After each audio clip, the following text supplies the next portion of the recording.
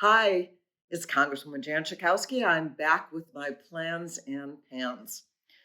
Well, I talked a good deal about the terrible rogue Supreme Court decision, or at least suggestion that they're going to undo abortion rights and get rid of Roe v. Wade. This week, a lot of the women in the House of Representatives, Democrats, walked over to the United States Senate to listen to some of the debate on the Women's Health Protection Act. That's what we passed in the House of Representatives. First time in history, we had a majority of pro-choice Democrats, and we were able to pass it. And that would have made um, that would have made abortion rights the law of the land.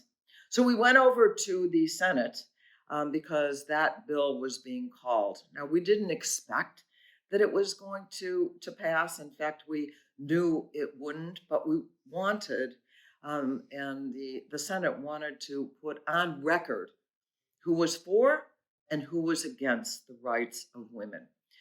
So the vote came out as we expected.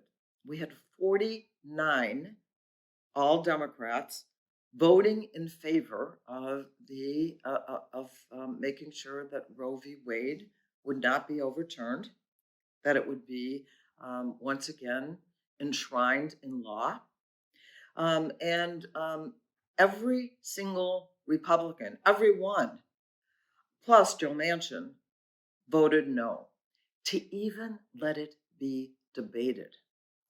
And so we have a lot of work to do. What we are seeing right now is that polling is showing that when it comes to elections, that the issue of abortion rights is now tied at the top, along with the economy. As I have seen, there is a tsunami of opposition to what the court is suggesting that it will do. So we have, we have to speak out. I went to the floor of the House in what is called a special order and ended my speech with hell no. Basically, women are not going back and we will not be second class citizens. That's my view. I also participated in the Can't Wait campaign with the National Domestic Workers Alliance and the Can't Wait Coalition. This is a groups I've been fighting with for well over a couple of years, actually most of my life, to make sure that we have in the United States of America the kind of home and community-based care, long-term care that people with disabilities, the elderly, and people who just need a little more help will be able to get. Um, then I had a meeting in my office with some of the domestic workers. And it was really a fascinating meeting because one of those people was Stephanie Land, who is the author of Maid. I don't know if any of you have watched the series. She wrote a book. She was here with a number of the domestic workers. She was one for a long time. And if you watch that series on television, you'll see how absolutely difficult her life was. But that book that she wrote changed her life. President Obama actually put her book on his book list for people to read. And then she got offered this television series to do. And now millions and millions of people, not only in the United States, but around the world, have seen this. I started the first episode. It is just heartbreaking and I think really worth watching. What life as a maid is like. She was here with her young daughter, and I also met with one of the women who was here who was in a desperate situation. These were women who were from the Chicago and Midwest area, just a few of them. And this one woman, a black woman, said that she had a terrible situation when she was arrested and charged and now has on her record stealing $25 for food. When she was arrested, she said, "Look, I have to my name $20. I will give you the $20. I'll get that for you. And I'll owe you that $5." But no, she now has that on her record and is working hard to get that record erased. Can you imagine? This is just to eat. So, what the home care workers, what the maids are trying to get is decent wages.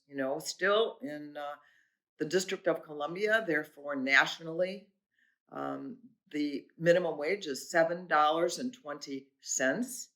The average home care worker makes about $12 an hour. You cannot live on that. No benefits, no sick leave.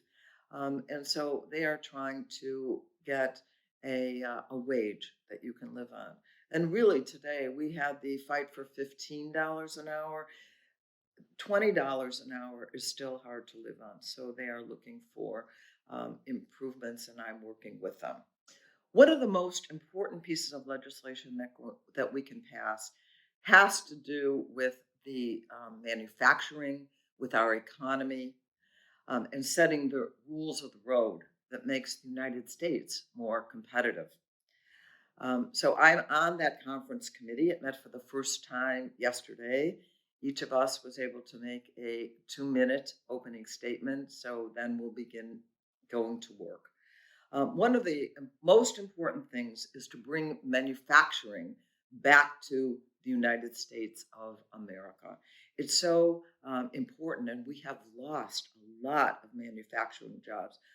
You remember during the globalization debates when a lot of companies in the United States closed down, went overseas to get cheaper labor, and it has really put us in an economic and competitive disadvantage.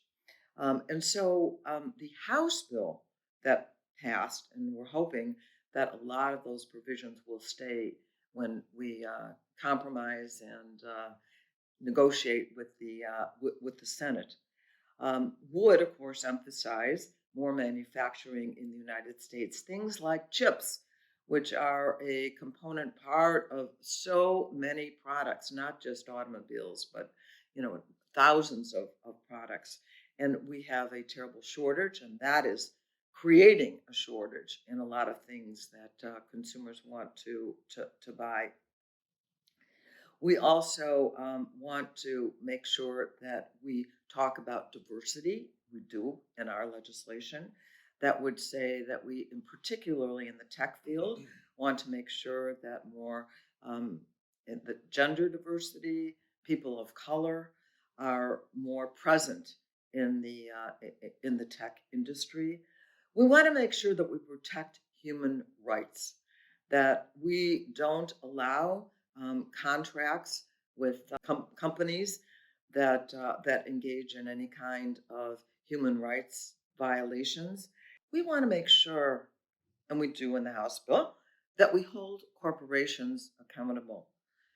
So if we're going to give subsidies to corporations, then we want to make sure that that money is not used for things like stock buybacks, or really enhancing the dividends to shareholders and just enriching themselves.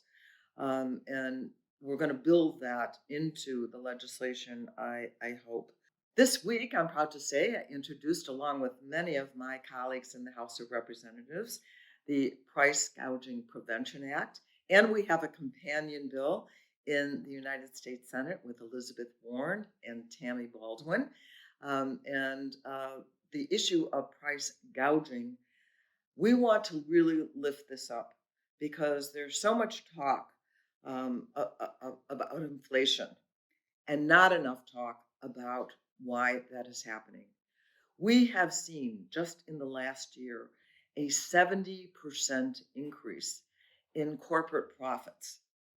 Now, this is at a time of a pandemic, a lot of difficulties that ordinary consumers and people in my district, when they are going to the store or to the gas station, these kinds of difficulties are not just some kind of a natural order of the problems that we see with Russia or supply chain, but deliberate increases of prices.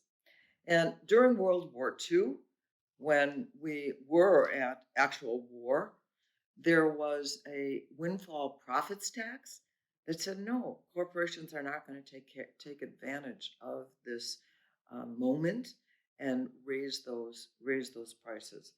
So this legislation would actually empower the Federal Trade Commission to consider price gouging as an unfair and deceptive practice, and would allow penalties for doing that.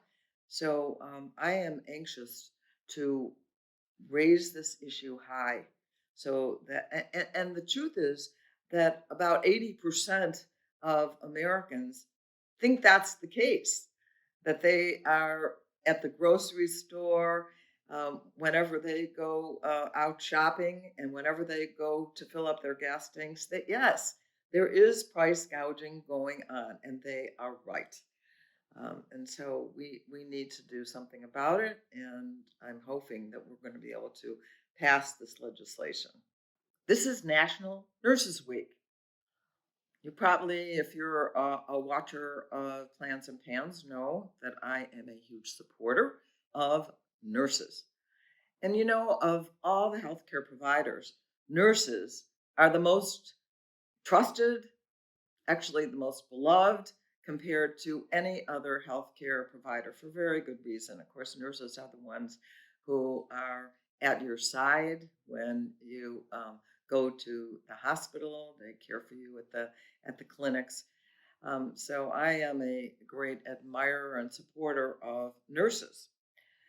This it is also reflected in the fact that I have the Safe Staffing Act that has been introduced that says that we want to um, limit the number of patients to a reasonable number that nurses have to deal with. California has legislation that actually sets limits and requires that nurses themselves participate in various hospitals and other settings to develop what that standard ought to be.